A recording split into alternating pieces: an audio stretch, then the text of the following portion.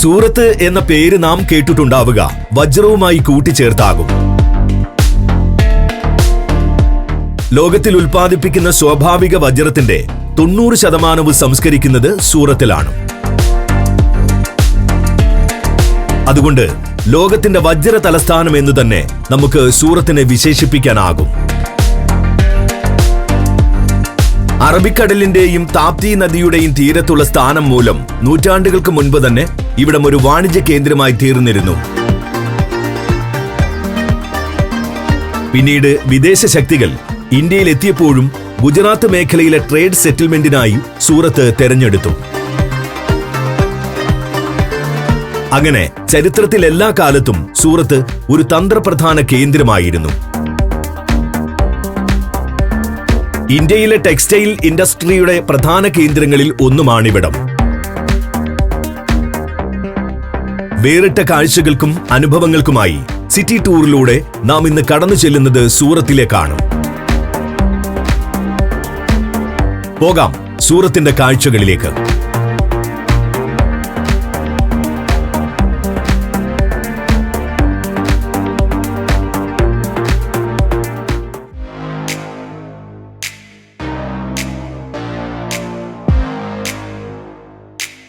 ഈ സിറ്റി ടൂറിൽ നാം എത്തുന്നത് സൂറത്ത് നഗരത്തിലെ പ്രധാനപ്പെട്ട 10 ഡെസ്റ്റിനേഷനുകളിലേക്കാണ്. ആദ്യം ടെക്സ്റ്റൈൽ ഫാക്ടറീസ്, തുടർന്ന് ശ്രീ സ്വാമിനാരായൺ ഗുരുകുൽ, അടുത്തത് ഡച്ച് ആൻഡ് അർമീനിയൻ സെമിറ്ററി, പിന്നെ ചൌട്ടാ ബസാർ, തുടർന്ന് സൂറത്ത് കോട്ട, അടുത്തതായി സ്വാമി നാരായൺ ടെമ്പിൾ, പിന്നെ ജഗദീഷ് ചന്ദ്രബോസ് മുനിസിപ്പൽ അക്വേറിയം, തുടർന്ന് ലോക്കൽ ഫുഡ് കോർട്ട്,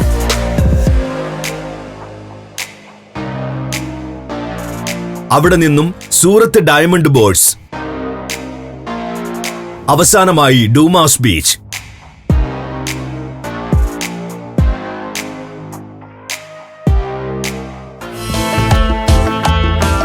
ടെക്സ്റ്റൈൽ ഫാക്ടറികളിൽ നിന്നും തന്നെ നമുക്ക് ഈ യാത്ര ആരംഭിക്കാം. സൂറത്തിലെത്തിയാൽ നിങ്ങൾ നിശ്ചയമായും ഒരു പവർലൂം ഫാക്ടറി സന്ദർശിച്ചിരിക്കണം.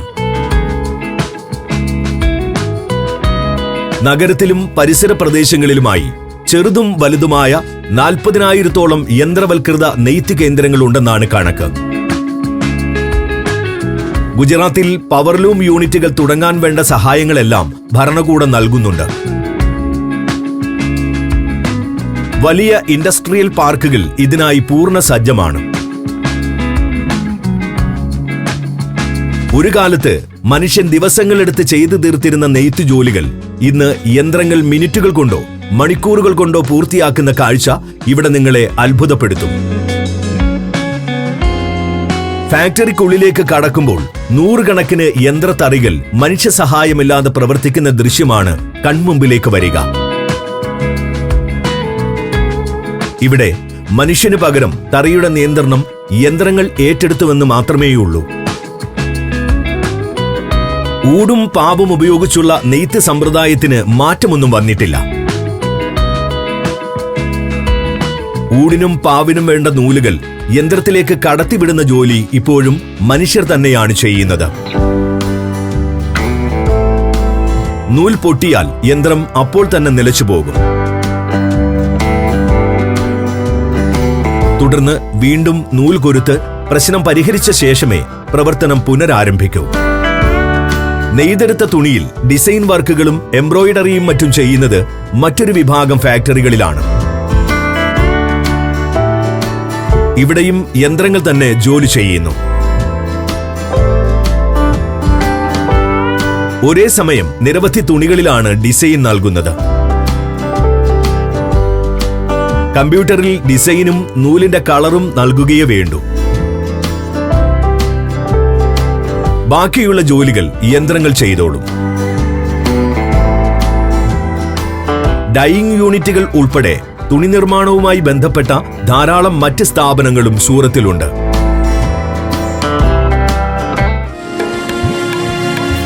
നമ്മുടെ അടുത്ത കാഴ്ച ഒരു കൾച്ചറൽ സെന്റർ ആണ്. ശ്രീ സ്വാമിനാരായൺ ഗുരുകുൽ. സ്വാമിനാരായൺ മൂർത്തിയെ ആരാധിക്കുന്ന ക്ഷേത്രവും ഹയർ സെക്കൻഡറി വരെയുള്ള സ്കൂളും ഈ സമുച്ചയത്തിൽ ഉൾപ്പെടും. ഹൈന്ദവ പാരമ്പര്യത്തിൽ അധിഷ്ഠിതമായാണ് കോംപ്ലക്സ് ഡിസൈൻ ചെയ്ത് തയ്യാറാക്കിയിട്ടുള്ളത്. ക്ഷേത്രങ്ങൾ തനത് ഹിന്ദു ആർക്കിടെക്ചറിൽ പണി കഴിപ്പിച്ചിരിക്കുന്നു. പുറത്ത് പിങ്ക് നിറമാണ് നൽകിയിട്ടുള്ളതെങ്കിൽ ഉള്ളിൽ പല നിറങ്ങളിലുള്ള അലങ്കാരങ്ങളാണ് കാഴ്ച. ശ്രീകോവിലിനുള്ളിൽ നാരായണ സ്വാമിയുടെ വിഗ്രഹങ്ങളും സ്ഥാപിച്ചിട്ടുണ്ട്.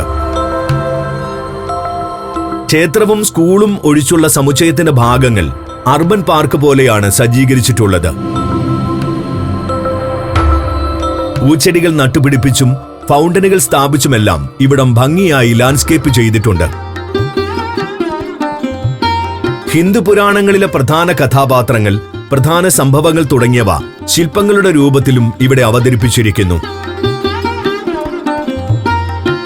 രസകരമായ ചില അഡ്വഞ്ചർ റൈഡുകളാണ് മറ്റൊരാകർഷണം. തനത് ഗുജറാത്തി സസ്യഭക്ഷണം ലഭിക്കുന്ന റെസ്റ്റോറന്റ് ഈ സമുച്ചയത്തിന്റെ സവിശേഷതയാണ്.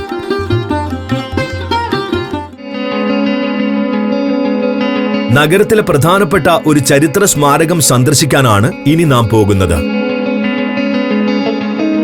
Dutch and Armenian cemetery. സൂറത്തിന്റെ സമ്പന്നമായ സാംസ്കാരിക ചരിത്രം അടയാളപ്പെടുത്തുന്ന ആർക്കിയോളജിക്കൽ സൈറ്റ്. നൂറ്റാണ്ടുകൾക്ക് മുമ്പ് തന്നെ ഗുജറാത്ത് തീരത്തെ പ്രധാനപ്പെട്ട വാണിജ്യ കേന്ദ്രമായിരുന്നു സൂറത്ത്. ഇന്ത്യയിലേക്ക് കടൽമാർഗമുള്ള വാണിജ്യപാതകൾ സജീവമായതോടെ ഡച്ചുകാരും അർമീനിയക്കാരും ഇംഗ്ലീഷുകാരും അടക്കമുള്ളവർ സൂറത്തിൽ ചെറിയ ട്രേഡ് സെറ്റിൽമെന്റുകൾ സ്ഥാപിച്ചു തുടങ്ങി. തദ്ദേശീയരുമായി മികച്ച ബന്ധം നിലനിർത്തുന്നതിനും തങ്ങളുടെ സാമ്പത്തിക ശക്തി വെളിവാക്കുന്നതിനുമായി വലിയ നിർമ്മാണങ്ങൾ നടത്തുന്നതും സമ്മാനങ്ങൾ നൽകുന്നതുമെല്ലാം അന്ന് പതിവായിരുന്നു. അങ്ങനെ രൂപീകരിക്കപ്പെട്ടതാണ് ഈ സെമിത്തേരികൾ. ഒരു ഡച്ച് പ്രഭുവിന്റെ മരണശേഷമാണ് സൂറത്തിൽ ആദ്യമായി സെമിത്തേരി സ്ഥാപിച്ചത്. അതോടൊപ്പം മനോഹരമായൊരു ശവകുടീരവും പണി കഴിപ്പിച്ചു. പിന്നീട് വൈവിധ്യമാർന്ന ശവകുടീരങ്ങൾ നിർമ്മിക്കുന്നത് ഇവിടെ ഒരു പതിവായി മാറി. ഡച്ച് സെമിത്തേരിയോട് ചേർന്ന് തന്നെയാണ് അർമീനിയൻ സെമിത്തേരി. അർമീനിയൻ സെമിത്തേരിയിലും കാണാം ഡച്ച് മുസോളിയങ്ങളുടെ അതേ ഡിസൈനിലുള്ള നിർമ്മിതികൾ. ഇവയെല്ലാം യൂറോപ്യൻ ശൈലികൾക്ക് പകരം മുഗൾ, സാർസനിക് ശൈലികളിൽ നിർമ്മിച്ചിരിക്കുന്നുവെന്നതാണ് മറ്റൊരു പ്രത്യേകത. തദ്ദേശീയരായ ശില്പികൾ രൂപകൽപ്പന ചെയ്തതിനാലാണിത്. നിലവിൽ സെമിത്തേരിയുടെ മുസോളിയങ്ങൾ തകർച്ചയുടെ വക്കിലാണ്. സംരക്ഷണത്തിന്റെയും പരിപാലനത്തിന്റെയും കുറവ് മൂലം കാര്യമായ ഭീഷണി ഈ സ്മാരകം നേരിടുന്നു. സൂറത്തിലെ സാധാരണക്കാരുടെ ജീവിതം പുലരുന്ന ഒരു ലോക്കൽ മാർക്കറ്റാണ് നമ്മുടെ അടുത്ത ലക്ഷ്യം. ചൌട്ടാ ബസാർ. നഗരത്തിൽ ആദ്യകാലത്ത് വാണിജ്യം കേന്ദ്രീകരിച്ചിരുന്നത് ഇവിടെയാണ്. മെയിൻ റോഡുകളും പോക്കറ്റ് റോഡുകളുമെല്ലാം ഉൾപ്പെടുന്ന വലിയൊരു ശൃംഖലയാണ് ചൌട്ടാ ബസാറിലുള്ളത്. പാതയുടെ വശങ്ങളിലെ കെട്ടിടങ്ങളിൽ സ്ഥിരം ഷോപ്പുകൾ പ്രവർത്തിച്ചു വരുന്നു. വഴിയോര കച്ചവടക്കാരും ധാരാളം. പല തലമുറകളായി ചൌട്ടാ ബസാറിൽ കച്ചവടം ചെയ്യുന്നവരാണ് ഇവിടെയുള്ളവരിൽ ഭൂരിഭാഗവും. ഉൽപ്പന്ന വൈവിധ്യമാണ് ചൌട്ടാ ബസാറിന്റെ മുഖ്യ സവിശേഷത. ഒരു സാധാരണ ഉപഭോക്താവിന് വേണ്ടതെല്ലാം ഇവിടെ ലഭിക്കും, അതും കുറഞ്ഞ വിലയിൽ. സൂറത്ത് നഗരവാസികളും സമീപ പ്രദേശങ്ങളിൽ നിന്നുള്ളവരുമെല്ലാം ഷോപ്പിംഗിനായി ഇവിടേക്കാണ് എത്തുന്നത്. അതുകൊണ്ട് തന്നെ ദിവസം മുഴുവനും മാർക്കറ്റിൽ നല്ല തിരക്കായിരിക്കും. തുണിത്തരങ്ങൾ, കരകൗശല വസ്തുക്കൾ, ആഭരണങ്ങൾ, കളിപ്പാട്ടങ്ങൾ അങ്ങനെ എന്തും ഇവിടെ നിന്നും വാങ്ങാം. സൂറത്ത് ആയതിനാൽ തുണിത്തരങ്ങൾക്കാണ് ഏറ്റവും വിലക്കുറവ്. സിൽക്ക്, സിന്തറ്റിക്, റെഡിമെയ്ഡ് എന്നിങ്ങനെ ഏതുതരം വസ്ത്രങ്ങളും ഇവിടെ ലഭിക്കും. രുചിയേറിയ ഗുജറാത്തി ഭക്ഷണമാണ് ചൌട്ടാ ബസാറിന്റെ മറ്റൊരു പ്രത്യേകത. തനത് ഗുജറാത്തി വിഭവങ്ങൾ ഇവിടെ നിന്നും ചൂടോടെ ആസ്വദിക്കാം.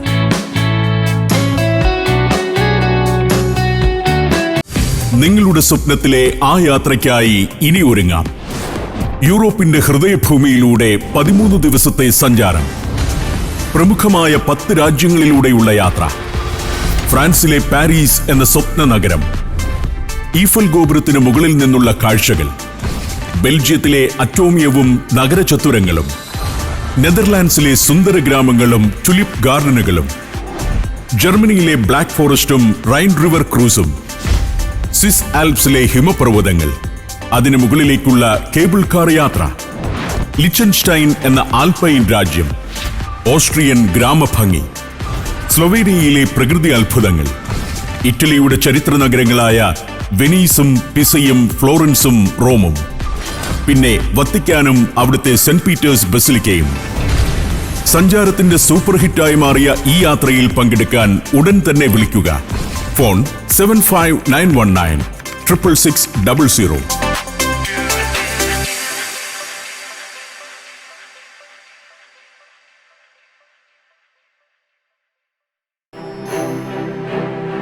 അടുത്തതായി നമുക്ക് സൂറത്ത് ഫോർട്ടിലേക്ക് കടന്നു ചെല്ലാം. സൂറത്ത് കാസിൽ എന്നും ഈ സ്മാരകത്തെ വിശേഷിപ്പിക്കാറുണ്ട്. സൂറത്ത് നഗരത്തിന്റെ ചരിത്രം വ്യക്തമായി പകർത്തുന്ന ഒരു ഡെസ്റ്റിനേഷനാണിത്. 16-ാം നൂറ്റാണ്ടിൽ അഹമ്മദാബാദ് ഭരിച്ചിരുന്ന മഹ്മൂദ് മൂന്നാമൻ രാജാവിന്റെ നിർദ്ദേശപ്രകാരമായിരുന്നു കോട്ടയുടെ നിർമ്മാണം. പിന്നീട് മുഗളരും മറാത്ത വംശജരും ഡച്ചുകാരും ബ്രിട്ടീഷുകാരുമെല്ലാം ഈ കോട്ട പല ഘട്ടങ്ങളിലായി കൈവശം വെച്ചു. അവരെല്ലാം കോട്ടയിൽ അവരുടേതായ ശൈലികളിൽ കൂട്ടിച്ചേർക്കലുകൾ വരുത്തുകയും ചെയ്തു. മുഗൾ, ഡച്ച്, മറാത്ത, ഇംഗ്ലീഷ് ശൈലികളിലുള്ള നിർമ്മാണങ്ങൾ കോട്ടയിൽ കാണാം. ഇതുതന്നെയാണ് സൂറത്ത് ഫോർട്ടിന്റെ മുഖ്യ സവിശേഷതയും. ബ്രിട്ടീഷുകാർക്ക് ശേഷം അവഗണിക്കപ്പെട്ട നിലയിലായിരുന്ന കോട്ട അടുത്ത കാലത്ത് നവീകരിച്ച് പഴയ രൂപത്തിലാക്കിയിട്ടുണ്ട്. ഇന്ന് കാണുമ്പോൾ ഒരു കാലത്ത് നാശത്തിന്റെ വക്കത്തിലെത്തിയതാണെന്നോ 5 നൂറ്റാണ്ടോളം പഴക്കമുള്ള ഭാഗങ്ങൾ കോട്ടയിൽ ഉണ്ടെന്നോ നമുക്ക് തോന്നില്ല. 14-ാം നൂറ്റാണ്ടിലെ തുഗ്ലക്ക് ഭരണകാലത്ത് ഇവിടെ ഒരു കോട്ടയുണ്ടായിരുന്നതായി ചില ചരിത്ര ഗവേഷകർ സൂചിപ്പിക്കുന്നുണ്ട്. അതിന്റെ ഭാഗങ്ങളും കോട്ടയ്ക്കുള്ളിൽ കാണാനാകും. കല്ലുപാകിയ നടുമുറ്റവും ചുറ്റും ഒരു കൂട്ടം കെട്ടിടങ്ങളും അടങ്ങുന്നതാണ് കോട്ടയുടെ ഉൾവശം. ചുറ്റുമുള്ള കെട്ടിടങ്ങളുടെ രൂപത്തിൽ നിന്ന് തന്നെ അവ ആര് നിർമ്മിച്ചുവെന്ന് മനസ്സിലാക്കാനാകും. ഈ കെട്ടിടങ്ങളെല്ലാം ഇപ്പോൾ മ്യൂസിയങ്ങളാക്കി മാറ്റിയിട്ടുണ്ട്. ഓരോ കാലത്തും ഇവിടെ താമസിച്ചിരുന്നവരെ പറ്റിയുള്ള വിവരണങ്ങളും ഉപയോഗിച്ചിരുന്ന വസ്തുക്കളും പ്രദർശനത്തിൽ കാണാം.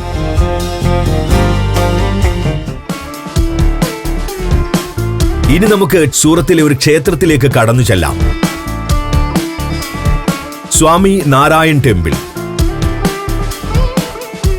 ഗുജറാത്തിലെ നഗരങ്ങൾ ക്ഷേത്രങ്ങൾക്ക് ഏറെ പ്രസിദ്ധമാണ്.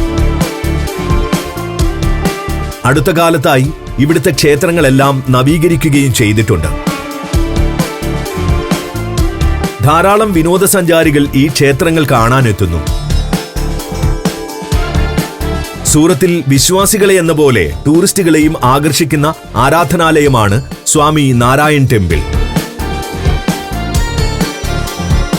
തനത് ഹിന്ദു ആർക്കിടെക്ചറിൽ രൂപകൽപ്പന ചെയ്തിട്ടുള്ള മന്ദിരം. ക്ഷേത്രത്തിന്റെ ഏറ്റവും ശ്രദ്ധേയമായ ഭാഗം മേൽക്കൂരയിൽ ഉയർന്നു നിൽക്കുന്ന ഗോപുരങ്ങളാണ്. കൊത്തുപണികളും ശില്പങ്ങളും കൊണ്ട് ഗോപുരങ്ങൾ അലങ്കാര സമൃദ്ധമാക്കിയിട്ടുണ്ട്. ക്ഷേത്രത്തിനുള്ളിൽ കടന്നാൽ മനോഹരമായ സ്വർണ്ണ വിഗ്രഹങ്ങൾ കാണാനാകും. വിശ്വാസികൾക്ക് ഈ വിഗ്രഹങ്ങളിൽ ധാരയടക്കമുള്ള ആരാധനകൾ നടത്താൻ അനുവാദമുണ്ട്. ദിവസം തോറും നൂറുകണക്കിന് വിശ്വാസികൾ സ്വാമി നാരായൺ ക്ഷേത്രത്തിൽ പ്രാർത്ഥിച്ച് അനുഗ്രഹം തേടാനെത്തുന്നു. വിശേഷ ദിവസങ്ങളിൽ ക്ഷേത്രത്തിൽ വലിയ തിരക്ക് അനുഭവപ്പെടാറുണ്ട്.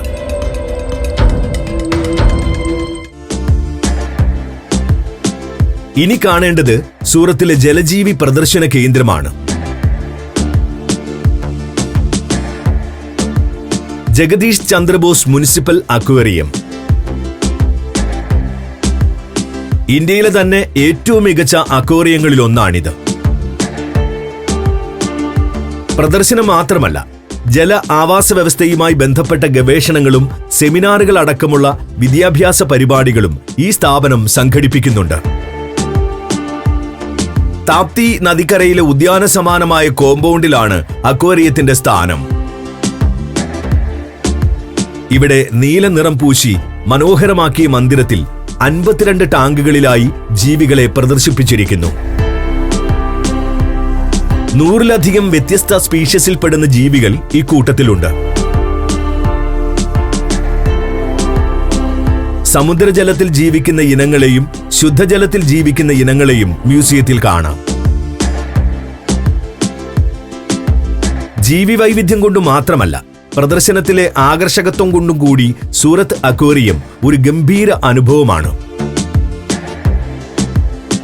ഓരോ ടാങ്കും ഭംഗിയായി അലങ്കരിച്ചാണ് തയ്യാറാക്കിയിട്ടുള്ളത്. LED ലൈറ്റുകൾ ഉപയോഗിച്ച് ടാങ്കുകളുടെ പശ്ചാത്തലത്തിന് നിറപ്പകിട്ട് നൽകിയിരിക്കുന്നു. കാഴ്ചയിൽ കൗതുകമുണർത്തുന്ന മത്സ്യ ഇനങ്ങൾക്കും നിറവൈവിധ്യം കൊണ്ട് സുന്ദരമായ കോറൽ മേഖലയിലെ സ്പീഷീസുകൾക്കും ഇവിടെ പ്രാധാന്യം നൽകിയിട്ടുണ്ട്. സ്രാവ്, തിരണ്ടി തുടങ്ങിയ ഇനങ്ങൾക്കായി വലിയ ടാങ്കുകളും സജ്ജമാക്കിയിരിക്കുന്നു. അക്വേറിയത്തിന് പുറത്ത് ഗ്ലാസ് കൂട്ടിൽ പ്രദർശിപ്പിച്ചിട്ടുള്ള തിമിംഗലത്തിന്റെ അസ്ഥികൂടമാണ് ഇവിടുത്തെ മറ്റൊരു പ്രധാന കാഴ്ച.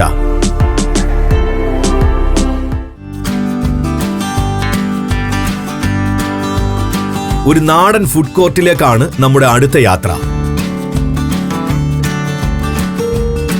രുചികരമായ തനത് ഗുജറാത്തി വിഭവങ്ങൾ ലഭിക്കുന്ന ഇടം.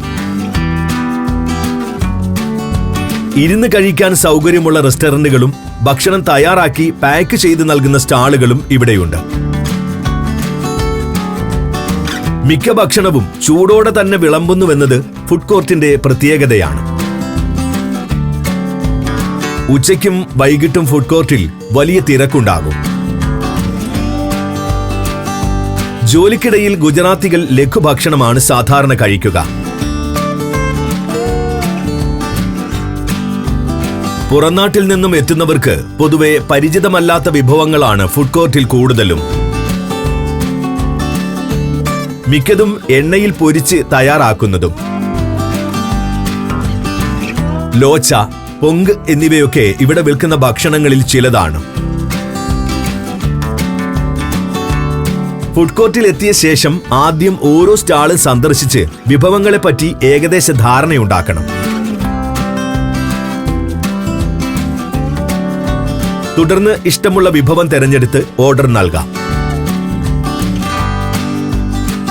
ഭക്ഷണം നമ്മുടെ കൺമുമ്പിൽ വെച്ച് തന്നെയാകും പാകം ചെയ്യുക. ഈ പാചകം കണ്ടു നിൽക്കുന്നതും ഒരു രസകരമായ അനുഭവമാണ്.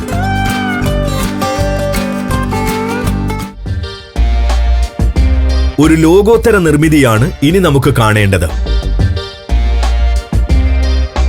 ലോകത്തിലെ ഏറ്റവും വലിയ ഓഫീസ് സമുച്ചയം എന്ന പദവി കൈയാളുന്ന മന്ദിരം. സൂറത്ത് ഡയമണ്ട് ബോർഡ്സ്, SDB എന്ന ചുരുക്കപ്പേരിൽ അറിയപ്പെടുന്ന കോംപ്ലക്സ്.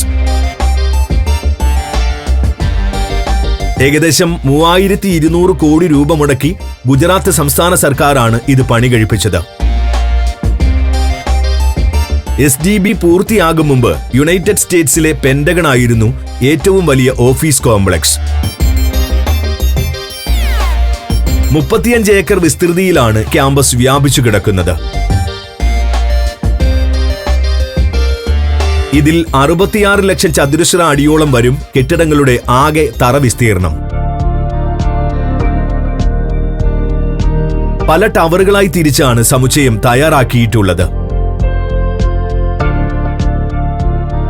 മധ്യത്തിലായി ഇവയെ ബന്ധിപ്പിച്ചുകൊണ്ട് ഒരു വൻ കോറിഡോറും പണി കഴിപ്പിച്ചിട്ടുണ്ട്. ജോലിയുമായി ബന്ധപ്പെട്ടല്ലാത്ത സൗകര്യങ്ങളെല്ലാം കോറിഡോറിലാണ് ഒരുക്കിയിട്ടുള്ളത്. ഇവിടെ ചില ഡയമണ്ട് ജുവലറികളും പ്രവർത്തിക്കുന്നുണ്ട്. ഉയർന്ന വിലയുള്ള ആഭരണങ്ങൾ മാത്രം വിൽക്കുന്ന ഔട്ട്ലെറ്റുകൾ. SDBക്കുള്ളിൽ കടക്കണമെങ്കിൽ ഉള്ളിൽ പ്രവർത്തിക്കുന്ന കമ്പനിയുടെ ക്ഷണം ആവശ്യമാണ്. വജ്ര വ്യാപാര കേന്ദ്രമായതിനാൽ കർശനമായ സുരക്ഷാ പരിശോധനകളും പൂർത്തിയാക്കണം. മറ്റുള്ളവർക്ക് ചുറ്റുമുള്ള വഴിയിലൂടെ നടന്ന് സമുച്ചയം കാണാനാകും.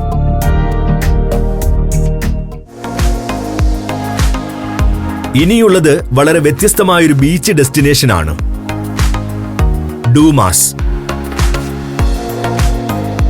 സൂറത്ത് നഗരത്തിന് ഏറ്റവും അടുത്തുള്ള ബീച്ച് ഡെസ്റ്റിനേഷൻ. നഗരത്തിൽ നിന്നും തീരത്തേക്കുള്ള യാത്ര പോലും നിങ്ങൾക്ക് വേറിട്ടൊരു അനുഭവമായിരിക്കും. ഗുജറാത്തിലെ തീരപ്രദേശങ്ങളുടെ ഭൂപ്രകൃതി ഈ യാത്രയിൽ കണ്ടറിയാം. പാതയുടെ ഇരുവശത്തും ചതുപ്പ് പോലെ നീണ്ടുകിടക്കുന്ന ഭാഗങ്ങളെല്ലാം വേലിയേറ്റ സമയത്ത് ജലം നിറയുന്ന ഇടങ്ങളാണ്. അതിനിടയിൽ ഒരു ബണ്ട് പോലെ ബീച്ചിലേക്കുള്ള പാത നീണ്ടുപോകുന്നു. ഈ ബീച്ചിനോട് ചേർന്നാണ് താപ്തി നദി കടലുമായി സന്ധിക്കുന്ന അഴിമുഖത്തിന്റെ സ്ഥാനം. യഥാർത്ഥത്തിൽ കടൽ ഉള്ളിലേക്ക് കയറിക്കിടക്കുന്ന പ്രദേശമാണിത്. 3 വശവും കരയാൽ ചുറ്റപ്പെട്ട ജലാശയം ഹസീറ ക്രീക്ക് എന്നറിയപ്പെടുന്നു. പെട്രോകെമിക്കൽ വ്യവസായ കേന്ദ്രമായ ഹസീറ പട്ടണം മറുവശത്തുള്ള മുനമ്പിലാണ് സ്ഥിതി ചെയ്യുന്നത്. ഹസീറയിലെ വൻ ഫാക്ടറി കെട്ടിടങ്ങൾ ഇവിടെ നിന്നും നോക്കുമ്പോൾ നിഴൽ രൂപങ്ങൾ പോലെ കാണാനാവും. ആഴം കുറഞ്ഞ ഭാഗമായതിനാൽ വേലിയിറക്ക സമയത്ത് തീരത്ത് ജലമുണ്ടാവില്ല. സന്ദർശകർക്കായി രസകരമായ ഒട്ടേറെ ആക്ടിവിറ്റികൾ ഡൂമാസ് ബീച്ചിൽ ഒരുക്കിയിട്ടുണ്ട്. ഒട്ടക സവാരി, കുതിരസവാരി എന്നിവയൊക്കെ ഇവിടെ ഏത് പ്രായക്കാർക്കും ആസ്വദിക്കാം.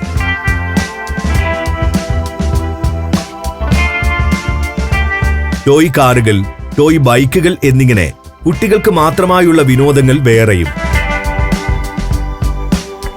ഫുഡ് സ്റ്റാളുകളാണ് ബീച്ചിലെ മറ്റൊരാകർഷണം.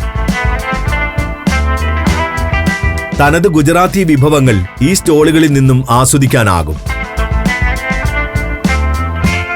ഡൂമാസ് ബീച്ച് സന്ദർശിക്കാൻ ഏറ്റവും അനുയോജ്യമായ സമയം വൈകുന്നേരമാണ്. ഇവിടെ നിന്നുമുള്ള സൂര്യാസ്തമയം ഒരു ഗംഭീര കാഴ്ച തന്നെയായിരിക്കും.